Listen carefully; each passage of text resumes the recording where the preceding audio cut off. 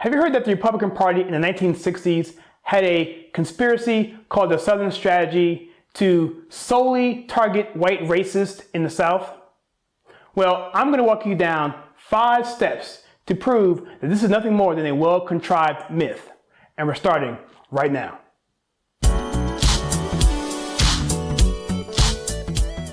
Hi, I'm Kyle, and this is part 4 in my Walk Away series, where I hope to give you the tools to convince your open-minded and rational friends to also walk away.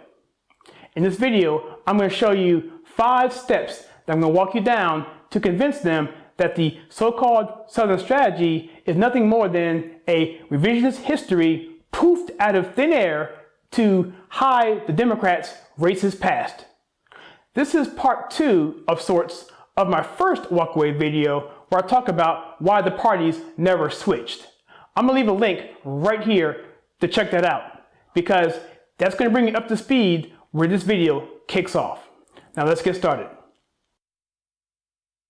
To debunk the claim that the Republican Party had a covert secret operation to secretly woo Southern white racists, I'm going to methodically walk you down 5 steps. They are: we're going to first review the party switch myth to give us some context. We're going to analyze the Democrats' claims. We're going to identify each of the charges. We're going to provide evidence to debunk each charge. And we're going to summarize and prove the Southern Strategy as a myth. Once we do this, it's my feeling that the person you're trying to convince is going to be very hard pressed to maintain the opposite position. Now let's quickly review this party switch myth. As I said in the introduction, please check out that first walkaway video as it provides backdrop of where we're going from here. However, I'm going to provide a quick recap to bring us up to speed. So if someone was to believe that the parties actually switched, there are 3 questions that we brought up that have to be answered if you believe that. These questions were: when did white Southerners begin to predominantly vote Republican? When did blacks who used to vote Republican begin to overwhelmingly vote Democrat? When did the core values of each party switch? In response, we said, as the South became less rural and less racist, it became more Republican. And we showed the reasons why. For example, Eisenhower won the peripheral Southern states and not those of the deep South racist Democrat states. Blacks did not, in fact, start to move to the Democrat Party in the 1960s, but in the 1930s and 40s, based on the promises of FDR's New Deal. The Democrat Party's push for slavery, both economically and mentally, has in no way switched to the Republican Party. Now let's analyze the Democrats' claim. The civil rights movement's main accomplishment was to finally give legal backing to laws that existed 100 years before the civil rights movement. But as things began to change, a new empowered political party became apparent. The old oppressors had to remake their image to appeal to their new potential voters. The Democrats mischaracterized and mislabeled a political move by the Republican Party to court Southern Democrats in a plan called the Southern Strategy. The mischaracterization began with Nixon, who, by the way, had a perfect record on civil rights. They tried to say that he tried to appeal to racist Democrats in the South by using code phrases like states' rights, which hark back to the days of secession and slaveholding. The Democrats continued this false narrative by saying that Ronald Reagan also used dog whistles to target Southern Democrat racists. They claim they can back this up through a states' rights speech in Philadelphia, Mississippi, and through an interview with GOP strategist Lee Atwater, whom they claim admitted to targeting racist white Democrats. Now, let's look at the evidence and see if we can identify these charges. The first charge is that Republicans use code words like states' rights. States' rights was a term that was tied to the Confederacy for reasons for leaving the Union. But the fact is, many Southern Democrats left the Democrat Party to the Republican Party because of their civil rights, not in spite of it. Think about it. How many were ashamed to be associated with a party that would simply shut down public schools instead of letting children attend because of the color of their skin? It was not Republican governors standing in schoolhouse doors. They were all Democrats. It was Democrat Alabama Governor George Wallace who, out of a campaign promise, stood all by himself to prevent the integration of the last all-white state university. It was Democrat Arkansas Governor Orville Faubus who, when he was unable to prevent black students from attending school because of the federal protection they had received, simply shut the schools down for the next year to prevent further attendance. It was Democrat Governor James Almond, like other Southern Democrat governors, who also shut down public schools rather than permit black students to attend. And there was Democrat Louisiana Governor Jimmy Davis, who also supported segregation so strongly that in 1960, it was required that 4 federal marshals had to accompany little Ruby Bridges so that she could attend a public school elementary school in New Orleans. But who came up with the term Southern strategy? That was invented in 1966 by Pat Buchanan. He wrote a letter for the Nixon campaign which said this: "We will build our Republican Party on a foundation of states' rights, human rights, small government, and a strong national defense, and leave it to the party of Maddox, Mahoney, and Wallace to squeeze the last ounces of political juice out of the rotting fruit of racial injustice." Now at this point, we could really stop the video and be done with it. But no, we have much more to talk about. But it's very important for you to remember this point because we're going to come back to it later. The next charge is that the elections show a shift starting in the 1960s. After 100 years of civil rights legislation that the Republicans pushed and the Democrats fought against, it's still unclear to many people why blacks decided to vote for a party that historically voted against them. Well, in the first video that I want you to watch, if you hadn't seen it already, we talked about the fact that in the 30s and 40s, the New Deal pushed many blacks to vote for Democrats for economic reasons. That was the first push. The second push came in the 60s with Nixon and JFK going after each other in the campaign of 1960. Senator Harris Wofford, who was JFK's civil rights advisor, said in his book of Kennedys and Kings, and also in interviews, that Coretta Scott King called him in the middle of the night and he gave this first-hand account. See, what happened was Martin Luther King Jr. was going to meet with JFK in a meeting. He was not necessarily on the side, but he wanted to talk about some issues. Well, that meeting never happened because Martin Luther King Jr. was put in jail in Atlanta. And in doing so, he was shipped 100 miles away, and his wife, Coretta, was 6 months pregnant. She was traumatized. She contacted, through her father-in-law, Martin Luther King Sr., the Nixon campaign. Nixon didn't act on the initial request for whatever reason. He wasn't timely enough. And so the JFK campaign got wind of this. And in doing so, they decided, you know what, let's deal with this. And they decided to give Coretta Scott King a call and to let her know that they were going to do their best to get him out of jail. Now, what she didn't know was that JFK had spoken to the governor of Georgia, and the governor of Georgia told him, "I will let him go, King that is, if you don't do a public statement supporting King." JFK agreed. The phone call happened, and in doing so, Martin Luther King Sr., who was a huge Republican, so much so that he had a full-page ad in the local paper supporting Nixon.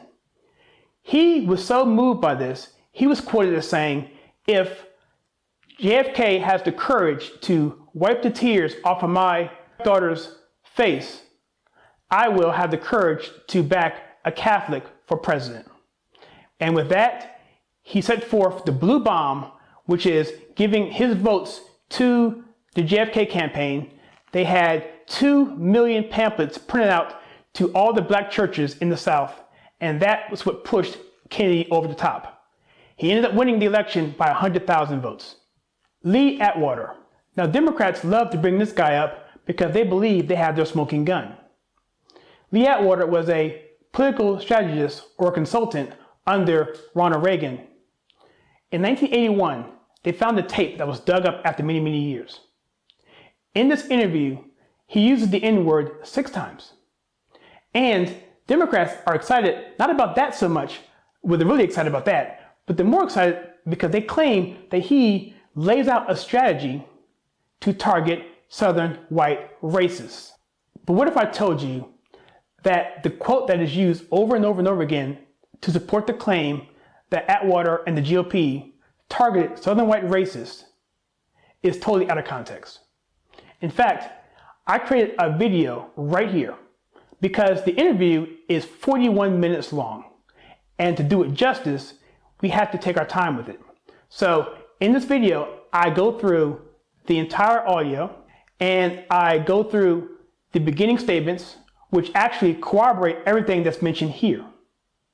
That it was an issue of economics and national defense and political strategy.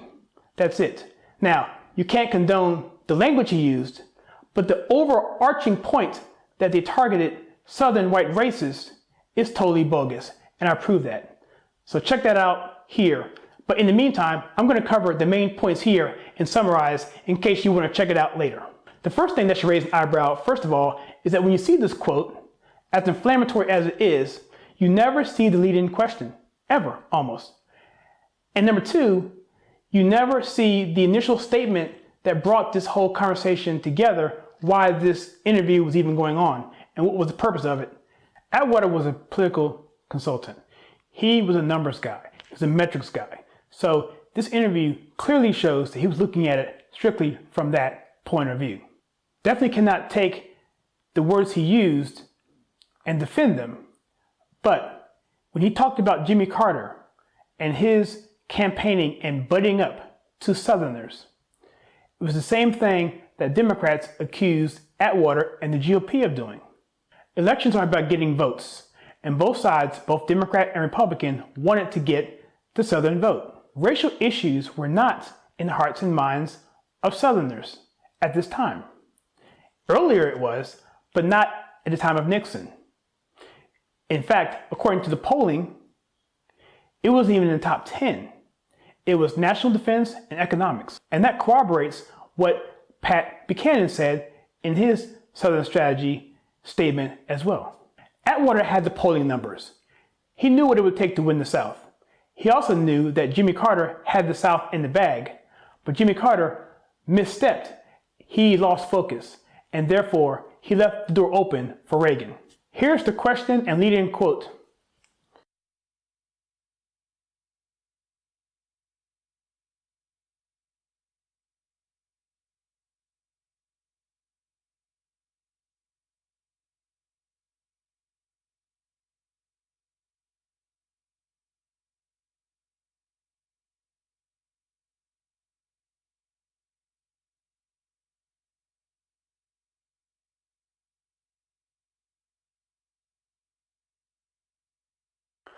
So you see, the question was directly related to Wallace voters, Wallace Southern voters. The questioner, Lamus, was basically saying this. He said, look, your policies about economics and national defense and all of this is going to affect minorities. In fact, I would submit that the question was racist because he thinks, Lamus that is, that only blacks are going to be the ones affected by the economic policies of cutting legal services. What Atwater was trying to say to Lamus in no uncertain terms was that while those voters were attracted to any issue, not just conservative issues, looking at busing and racial injustices, that was on Democrats, not Republicans. Just like cutting taxes is not a Democrat issue, it was a Republican issue. That was also mentioned in that statement. So who is he talking about? Atwater was talking about everybody, the entire South. It just so happens that some piece of that is going to be a racist section of it. That's all he's saying. And we know all this from the context of the question, the Wallace racist voter. Why else is it conveniently omitted from every single article or website you see? Reagan had campaigned on national defense and economics since 1964. Atwater knew that times were changing. He mentions it again in the interview. He says, look, it's dying on the vine. He says that people are evolving as things change. They first have an issue with it, but then they get used to it, they adapt, and they adjust. It doesn't become an issue any longer. He mentions that several times in an interview. On the other hand, Democrat candidates didn't have to worry about this because they already had the Southern white racist Democrat vote in the bag. They didn't care. This is no different than Jimmy Carter kicking off his campaign in the same town, Tuscumbia, Alabama, that had the headquarters for the Ku Klux Klan. In fact, the same day that he had his campaign rally, there was a rally for the Ku Klux Klan that same day. The point being, both sides fought for the Southern vote. So this actually, again, proves that the GOP was not trying to specifically target Southern white racists, but they were trying to target the entire South. And the Democrats tried to use that to point a bigger picture of their larger strategy, which is totally wrong and it's a lie. The Southern strategy that Buchanan laid out was about attracting Southern voters who were sick and tired and ashamed of the Democrat Party and what they stood for. A lot of controversy surrounds the Southern strategy, but little, if anything, is ever heard about the Southern Redemption, a plan that was plotted in the late 1800s to reverse all of the gains made after the Civil War. The Democrat Southern Redemption's goals were to deprive blacks of civil rights, establish Jim Crow laws in the Southern states, and repeal laws against Klan violence. Or we never hardly hear about the Southern Manifesto. I mentioned it briefly in the first video, but what that was the response to the verdict of desegregation, Brown versus the Board of Education. It was the Democrats' attempt to repeal that and put things back prior to integration. So let's summarize. It basically comes down to two distinct wings of attack when it comes to the Southern strategy. One is against Nixon and one is against Reagan. Let's talk about each. The Democrats claimed that Nixon's dog whistles also included the terms drugs and law and order, but it was quite obvious that they were directed at anti-war protesters, the hippies and activists like Abby Hoffman and Bill Ayers, the terrorist. The vast majority of these people were white. Nixon had a perfect record when it came to civil rights. He supported the Civil Rights Act of 1964 and the Voting Rights Act of 1965. He was an avid champion of desegregation of public schools. And even the liberal columnist Tom Wicker wrote in the New York Times, "There's no doubt about it. The Nixon administration accomplished more in 1970 to desegregate Southern school systems than had been done in the 16 previous years or probably since. There's no doubt either that it was Richard Nixon personally who conceived and led the administration's desegregation effort." And it was Nixon with the Philadelphia Plan in 1969 where he imposed racial goals and timetables on building trade unions, first in Philadelphia and then elsewhere. In fact, Nixon barely even campaigned in the Deep South. In his writings, Kevin Phillips highlighted that Nixon's strategy was to target the Sun Belt, the vast area stretching from Florida to California, which was his home state. Nixon won the voters of the peripheral states. The Deep South was still George Wallace territory. This was also mentioned in the Atwater tapes, but of course, that was conveniently left out by the liberal mainstream media. And by the way, how many races did Nixon win in the Deep South? Virtually none. In fact, outside of Strom Thurmond, there was no senator that ever left the Democrat Party to become a Republican. That was it.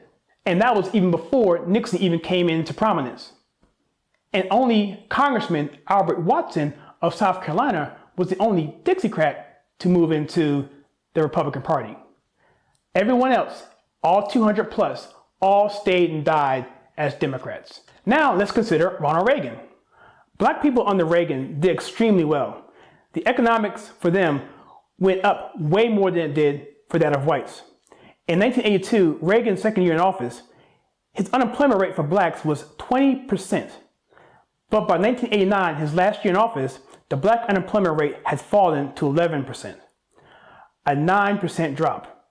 In late 1982, the unemployment rate for Hispanics was 15.3%, and by 1989, it had fallen to 8%, a drop of over 7 percentage points. White unemployment, on the other hand, only fell by 4 percentage points. Now, what about black businesses? I'm a product of a black business that grew up in the DC area in the 80s. So I can speak firsthand on this. I saw this firsthand with my own family. In 1982, according to the Census Bureau, there were 308,000 black-owned businesses. But by 1987, the number had increased to 424,000, up 38%. The number of all U.S. businesses was up only 14%. But receipts for black-owned businesses went from less than $10 billion to nearly $20 billion, a 100% increase.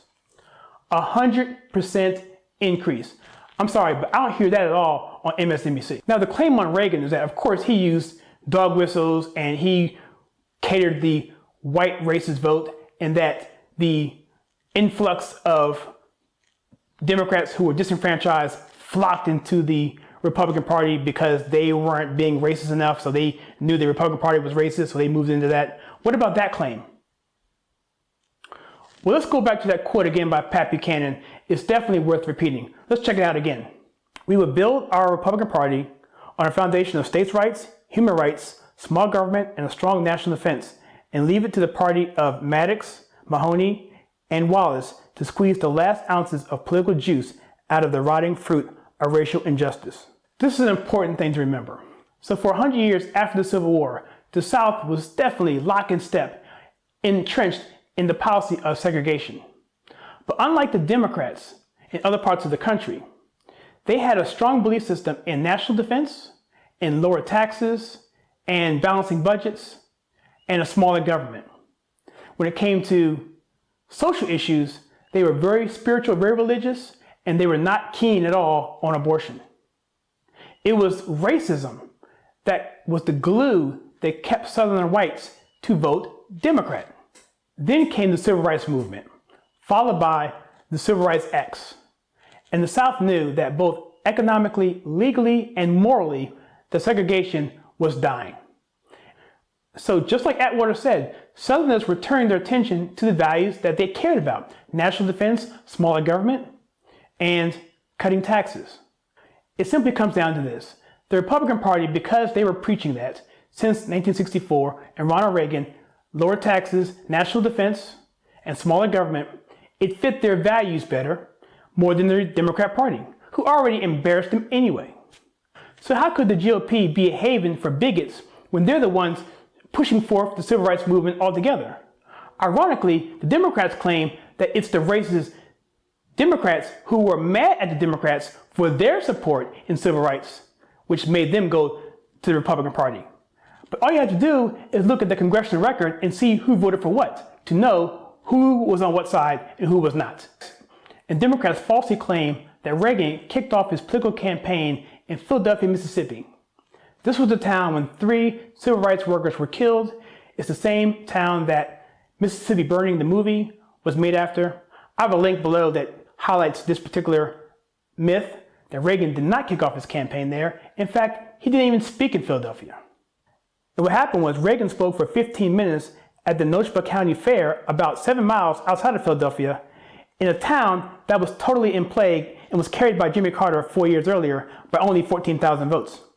8 years later, Democrat candidate Michael Dukakis spoke at the same Noshba Fair. And what did Reagan say in this 15-minute states' rights speech? He said, programs like education and others that should be turned back to the states and local communities with tax sources to fund them. I believe in states' rights. I believe in people doing as much as they can for themselves at the community level and at the private level. Well, to me, that sounds a little bit like the 10th Amendment. Just saying. And also what you won't hear about in the mainstream media or the New York Times is that after this speech, he goes to New York to talk to the Urban League, which is one of the oldest civil rights organizations in the country. Now, if the person you're trying to convince hasn't run for the hill by now, I would suggest asking them these few questions. Why is it when Republicans talk about law and order and safe streets, that Democrats automatically assume that black people are the only ones committing crimes? Why is it when Republicans talk about cutting government spending, that Democrats automatically assume that only black people are going to be the ones not getting their food stamps or welfare, and thus being the only group that's negatively affected? And lastly, is it fair to ask that it's not the Republicans that are the ones guilty of dog whistling, but it's the Democrats who, by the guilt of their own conscience, are accusing their political opponents of what they're in fact guilty of. As a bonus, you may want to throw in that black people are only 13% of the population. Think about it. That kind of throws that whole Mitt Romney 47% comment in a whole new light. But that is a topic for another video. Whew, that was it. Let's end the part 4, and I appreciate you sticking around. If you go to the description, you'll see all of the reference notes and links to the research that I did for this video. Also in the description, you can find the way to sign up for my free newsletter, which will give you access to the transcripts and other source material that I have for all my videos in this particular series. And if you enjoy the content on this channel where we take culture, TV, and movies and we filter it to the right, please consider liking and subscribing and sharing with your friends. I appreciate all that you do and for supporting my channel. Until next time, remember, learning from the past helps us to relate to the future. Please check out some videos we have right here.